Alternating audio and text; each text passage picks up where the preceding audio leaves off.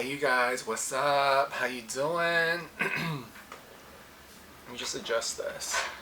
I hope you're having a lovely day.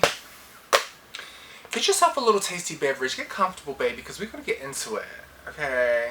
We're going to get into it. I'm going to try and keep it short, but you know me. I love to rant. So, if you're interested in the rant, like and subscribe. Or if you feel strongly about what I'm saying, leave me a little comment.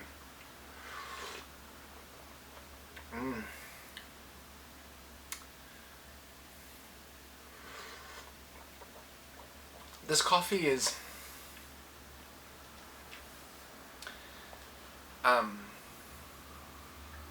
it's gonna wake me up eventually.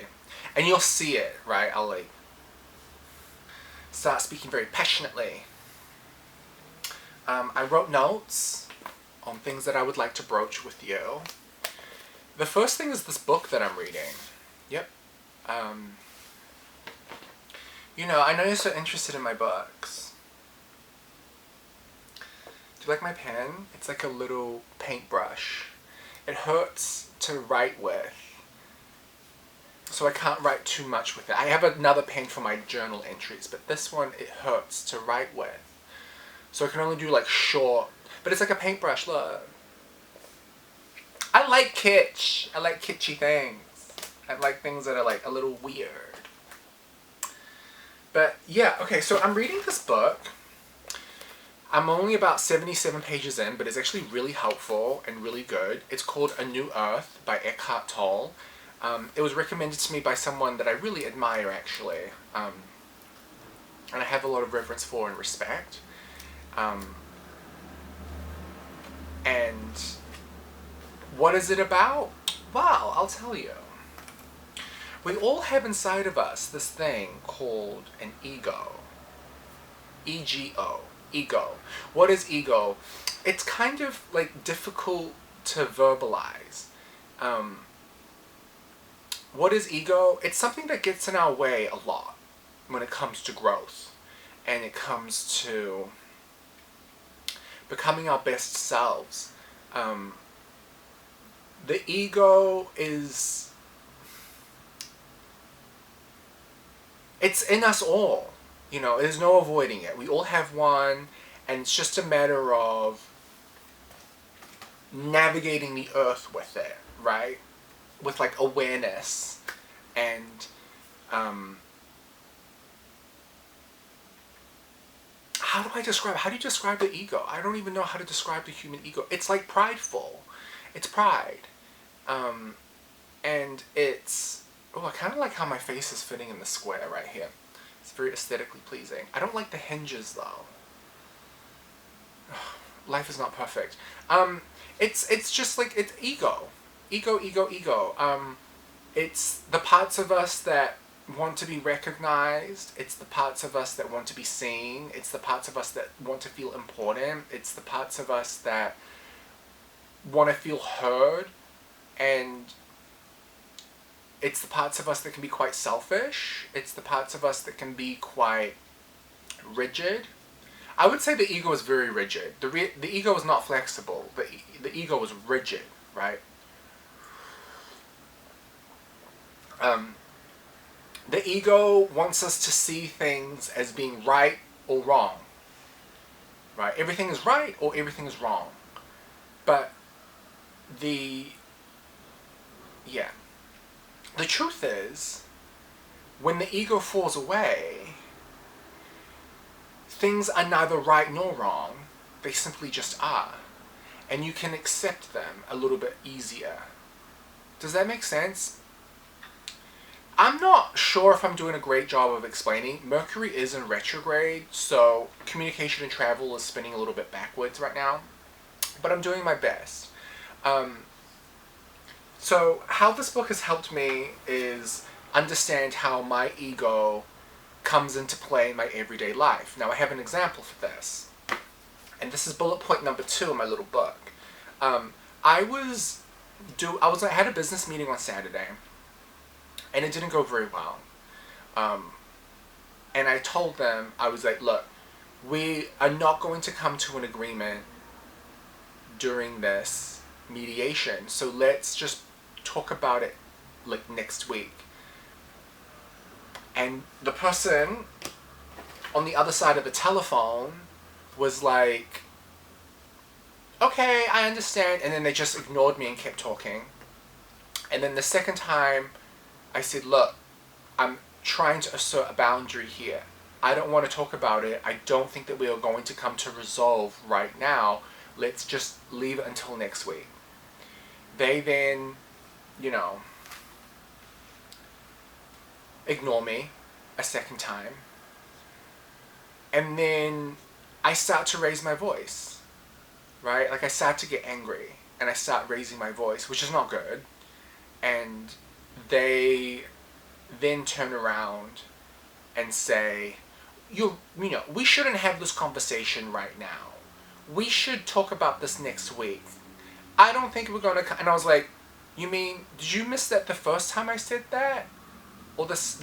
But the ego in me wanted to say, yeah, but I already mentioned that twice. You're dumb.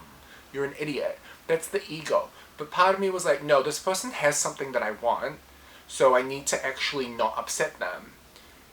Number one. And number two, like, who cares if I was... They know. They heard me. They were on the phone. They heard me say twice we shouldn't.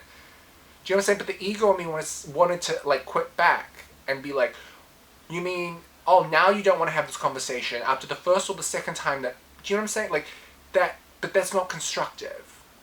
For me to sass them like that and to be all like, actually, it's like, no, you wanted to get to this point. You've tried twice to get to this point. Now they are making it appear as though they're coming with the idea to get to this point. Just leave it, And I did. I left it. And then we talked about it that next week. We picked up where we left off. These people, there's an issue with payment. There's an issue with payment. And I've always felt like with this particular person, that there's perhaps also a little bit of lack of gratitude for the work that I've done, right? So that's how I feel. I feel that I don't feel like they're going to pay me the amount that I'm going to be owed, and I don't feel like I'm not getting the credit that I deserve for all the hard work that I put in. So I, for a very long time, was like really fighting quite hard and quite angrily to get this money out of them and to follow up with payment and to I was really fighting hard to get credit for the hard work that I had done. And after I read the book, after I'm 80 pages, 77 pages into the book, I realized, I was like, oh, this is my ego. This is not, right, let me break it down. I want to get paid and I want to get recognized for my hard work. But do I need that? I do need to get paid, yes. But do I need, what I'm attaching is my self-worth into the payment and the credit, right? I'm fighting to be recognized, but when it really comes down to it, do I need to be recognized? My self-worth is not tied into whether this person decides to pay me or not, whether this person decides to see the worth in my work or not. My self-worth comes from me. So I had this different mindset when I got on the phone. I was like, oh wow, I'm really just wanting to be recognized. It's my ego. It's not the money. It's not the recognition. It's my ego. My ego wants those things because it thinks that it's going to make me feel better. And I stopped myself and I was like, if I actually get paid and I actually in full and I get them recognizing and crediting my work, is that really going to make me happy? And the answer is no. No, because once the ego gets what it wants more, right? It wants more. Or if that happiness happens, it's going to be fleeting. It's not going to be an everlasting, long-term happiness. Do you understand? It's just going to be like, okay, I got what I wanted. Great, I feel good. And then at what cost? I burned a bridge with a client. I've upset everybody. People are pissed off. Do you know what I'm saying? So it's like, okay, maybe I got what I wanted, but I like burned every bridge around me. Like, so it's like, I don't know. I got on the call. I got on the call the next week, and you know, I was like, let me remove my ego out of the situation and just speak the facts. Just speak the facts for what they are. Getting caffeinated. Let's just speak the facts for what they are. And I said to them, look, this is how much, I wrote down my diary. I was like, I produced X amount of sales. Okay? This is how much money I made your company. This is my the agreed to amount that you were going to pay me. This is what you've offered. So, this is what is owed to me. This is what is offered. Do you think that's fair? And it was a test. Do you know what I'm saying? I was testing their ego. And let me tell you, they failed the test. They failed the test because the call turned very personal. It went very personal. They got very triggered. And they said, yes, it is fair. You're this, you're that, you're this, and you're that. And I was just like, okay. And I had to be very mature. I had to check my ego and I had to say, okay. See, the old me would have been like, I'm this, I'm that. Well, you're this, and you're that. You know what I'm saying? And then it would have just been like, oh, like the old me would have just like, it would have been an explosion of just like nothing good happening, right? Nothing productive being brought from the conversation. But I stopped myself and I said, I'm not going to take the bait into the personal attacks. I'm not going to take the bait. I'm going to remove myself. You're coming at me with your ego, and I need you to come with me as like a smart businessman. And as an evolved person reading the book, I realized, I was like, well, I stopped after they said what they said, quite rudely, and I said, listen, personal grievances and resentments aside, we need to come to a solution about this. In my mind, I'm thinking, well, now I know what you think about me. I'm never going to do business with you again because I now know what you really think of me. But that's aside. We need to get to a resolution here. And, let me just coach you through how this should have happened. Okay? Let me, walk you through how this should have happened. A good businessman would have said, you know what? You're right. It's not fair. You made this amount of money for us, we agreed to this amount, and this is what I can pay you. And I acknowledge it is not fair. And I'm sorry that it's not fair. But this is all I can pay for you right now. This is all I can pay you. And I'm sorry. That's the best I can do. That, to me, would have been the correct approach. Because I could have been like, okay, well, at least they see that this is not fair.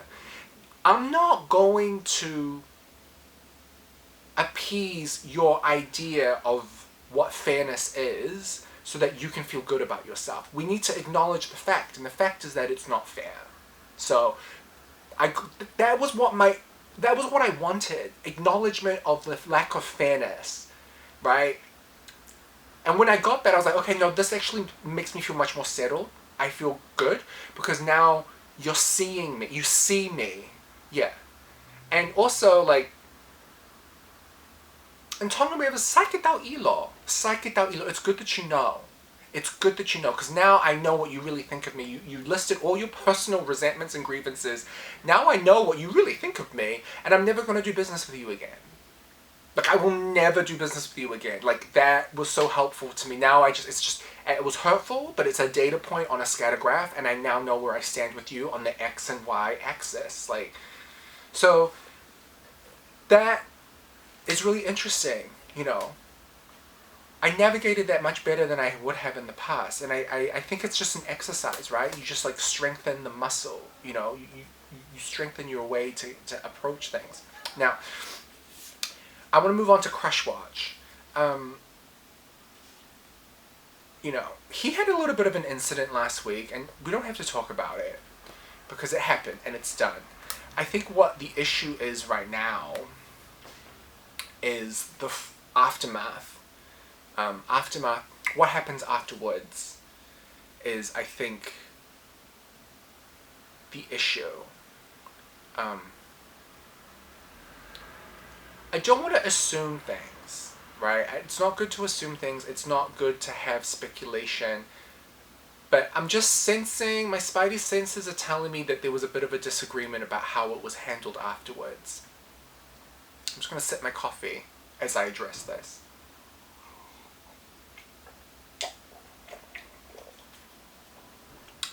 And I'm going to try and incorporate this into the conversation because I think it's really important.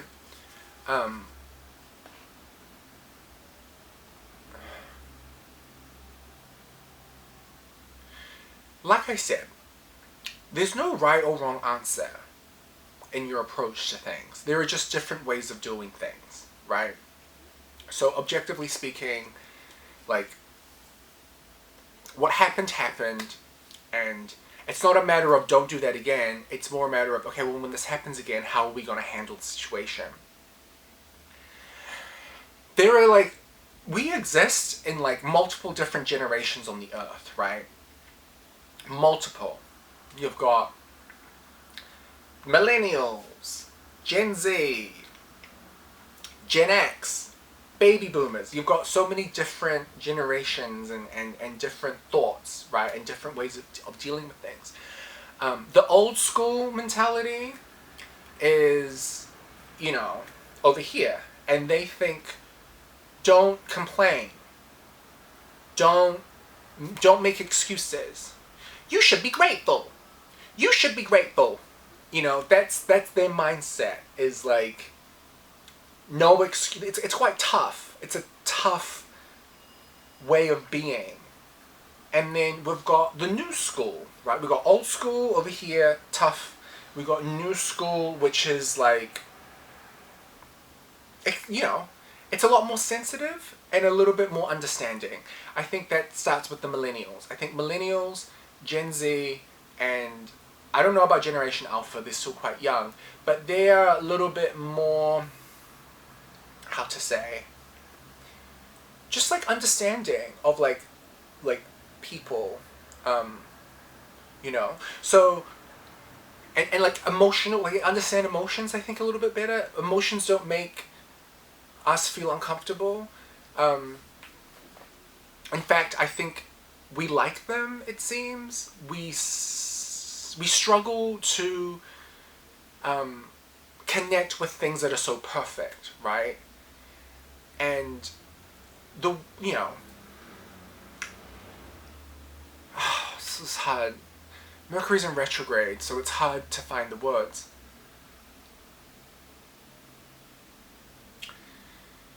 This way, old school way of don't make excuses and don't complain, that is like respectability, right? That will garner you respect. This way of being honest and true about your feelings, that's honesty, right? So it's very real, it's very raw, and it's very truthful. So it becomes a question of, what do you value more, and what do you think is more important? Do you want to be respected, or do you want to be honest? And I don't know what the answer is to that question. I've never been in this situation before. I have no idea, right? I think, personally, you can actually do a little bit of a mixture of both. I think that's like, that, two things can coexist. As I tweeted yesterday, posted on X, you can be grateful while also make a complaint. Those two are not mutually exclusive. They can kind of intersect. It is possible. But yeah, it's a matter of your values. What do you care for? I think, for me personally, I need to express myself. Yeah, I need to let people know how I feel. You already know that. Is that respectable? Maybe not. But I think we're living in a new world, and I think that things are a little bit different. How to handle this? It's a mixture of the two, right? It's a mixture of the two. You acknowledge this part while also doing this part. I think expression is really important. I think when we get silenced, I was silenced a lot as a kid, so I'm very sensitive to people trying to take my voice away. I get very sensitive with that because that was my whole childhood. That's the Tongan way. Kids should be like seen and not heard, and I was oftentimes told to be quiet and silenced. So for me, that's a raw spot, and I don't like that feeling. So I always try my best. I'm not perfect at it. I'm trying to get better, but I do try my best to make sure that everybody is heard. So for me, I need to express myself, and you could say, I think the perfect solution, or not the perfect solution. There's no perfect solution. I think the way to deal with this is to say, look, I don't want to appear to be making excuses. I don't want to complain. I don't want to look like I'm complaining. And I don't want to appear ungrateful. That's what they want to hear. But I felt that the court was different. The court was different from a year ago. It was different from the practice courts that I did my workouts on or training on. The court was different. The ball bounced higher. It moved faster.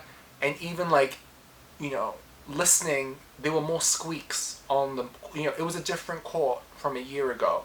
So that's how I feel. That side, right? You get to say how you feel. And then I would round it back off with this side. But once again, I don't want to appear to be making excuses. I don't want to, I don't want to look like I'm complaining. And I don't want to appear ungrateful because I love my job and I love the sport. But that's how I feel. That's how I feel. And it's like a compliment sandwich, you say what you say what everyone wants to hear, you say how you really feel, and you round it off with what everybody wants to hear again. And I think that's just the best way forward. Life is complicated, man. Life is complicated. I'm not going to pretend like I know the perfect solution and the answers. I don't. I really don't. I've never been in that situation. I don't know.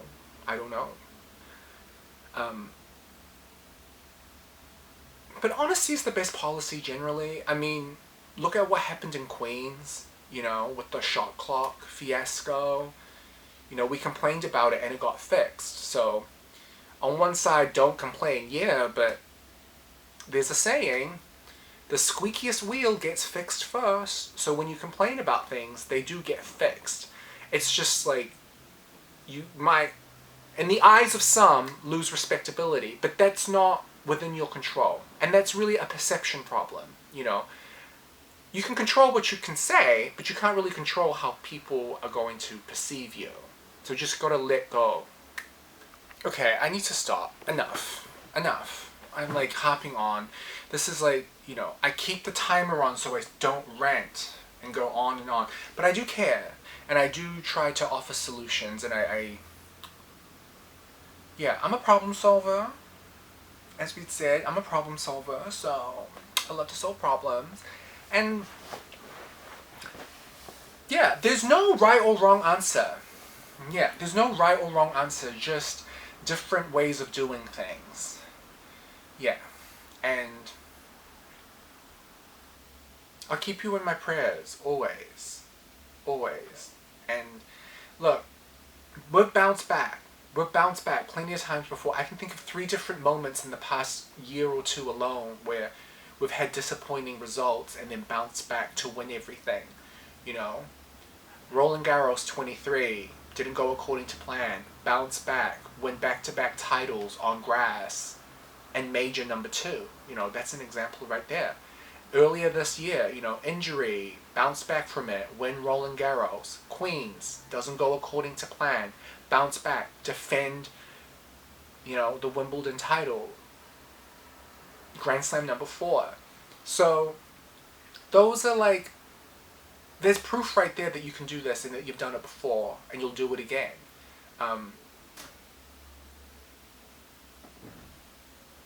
Just trust that those around you have the best intentions. Even if you can't see them right now, you will at one point.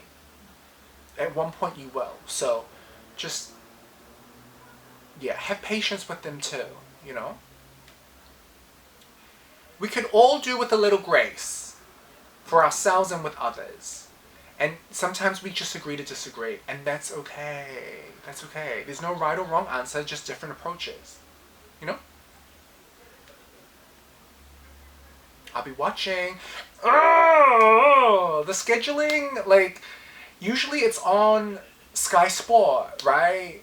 Which is premium cable. We talked about this. So that, I can watch it and it will play several different matches, But right now it's on TVNZ, which is great because it's more accessible, but I think they're only going to show the matches on Arthur Ashe Stadium. So I'm going to have to, get very creative with how I'm going to watch the matches. Yeah. It's a growing pain. It's a growing pain. You'll get through it. Walk it off. Walk it off.